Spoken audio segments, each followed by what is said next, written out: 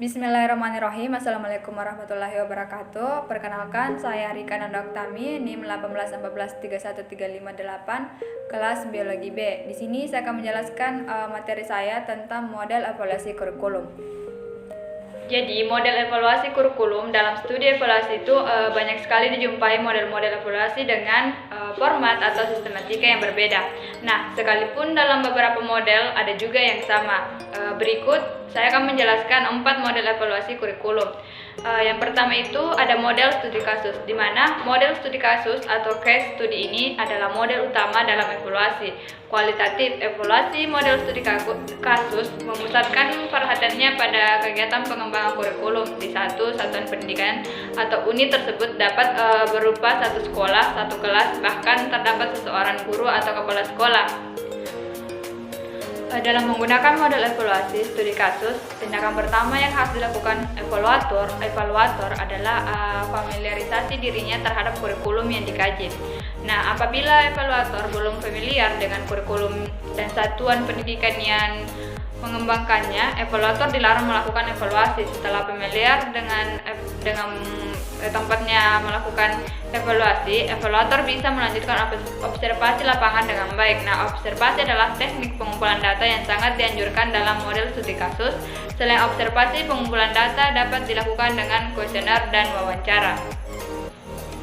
Nah, yang kedua ada model iluminatif. Nah, model ini mendasarkan dirinya pada paradigma antropologi sosial.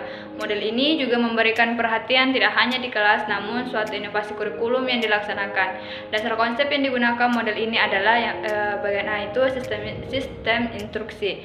Diartikan sebagai katalog, prospektus, dan laporan-laporan kependidikan yang secara khusus berisi berbagai macam rencana dan pernyataan yang resmi berhubungan dengan pengaturan suatu pengajaran.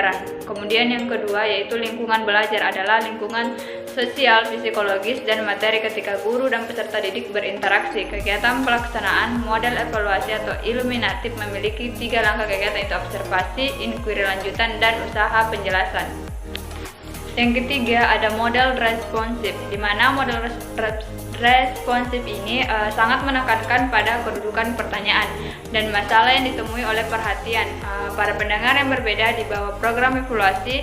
Menurut Scriven, model evaluasi responsif mengambil 2 orientasi mayor yang utama yang saling melengkapi satu sama lain, yaitu bagian A, pembatasan terhadap kegunaan atau manfaat yang ada dan sedang dievaluasi. Kemudian yang bagian B, pembatasan terhadap nilai-nilai yang ada dan sedang dievaluasi.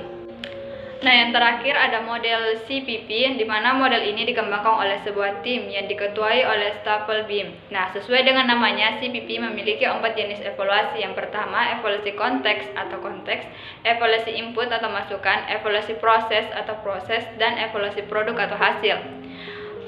Pemikiran Ki Hajar Dewantara tentang pendidikan dan pengajaran, pendidikan inklusi, pengertian, tujuan, karakteristik, dan kurikulum. Tujuan utama dari evaluasi konteks adalah untuk mengetahui kekuatan dan kelemahan evaluan atau evaluator, mengidentifikasi berbagai faktor, guru, peserta didik, manajemen, fasilitas kerja, suasana kerja, peraturan, peran komite sekolah, masyarakat, dan faktor lain yang berpengaruh terhadap kurikulum.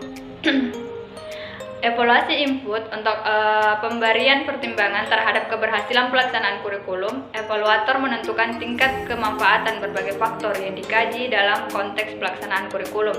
Nah, pertimbangan mengenai hal ini menjadi dasar bagi evaluator untuk menentukan perlu adanya revisi atau pergantian kurikulum. Evaluasi proses adalah evaluasi mengenai pelaksanaan dari suatu inovasi kurikulum.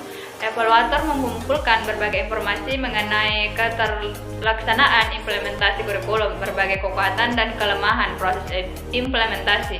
Evaluator harus merekam berbagai pengaruh variabel input terhadap proses. Adapun tujuan utama dari evaluasi hasil adalah untuk menentukan kurikulum yang diimplementasikan dan dapat memenuhi kebutuhan kelompok yang menggunakannya. Evaluator mengumpulkan berbagai macam informasi mengenai hasil belajar, membandingkannya dengan standar, dan mengambil keputusan mengenai status kurikulum. Itulah tadi penjelasan materi dari saya. Wabillahi taufiq wal hidayah. Assalamualaikum warahmatullahi wabarakatuh.